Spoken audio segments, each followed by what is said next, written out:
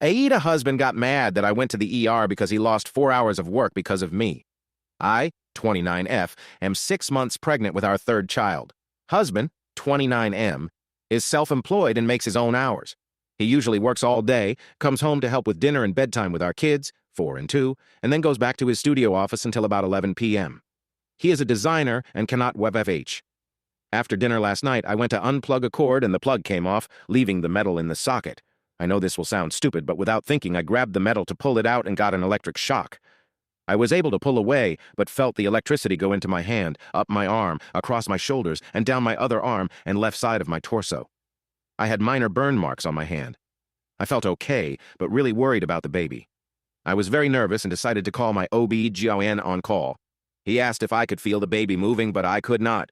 He did not want to diagnose anything and said to get checked at the ER. My husband stayed home to watch the kids, and I could tell he was irritated because he could not go back to work, and for him, yes, time is money.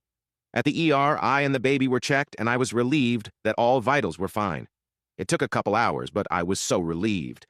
Here's the problem. When I got home, I expected my husband to be equally relieved and grateful all was okay. Instead, when I walked in the door, he said, "Do you realize you just wasted my whole night when I could have been working?"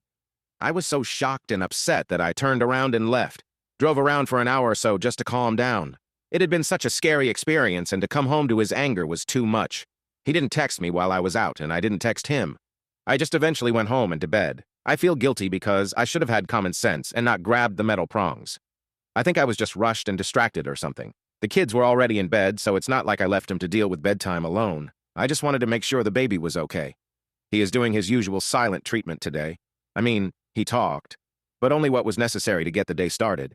He'll probably not mention it again, but just be cold until he decides he's over it. Here's the question. Since I felt okay after getting shocked, should I have just left it alone or waited till later on to deal with it? Am I the a-hole,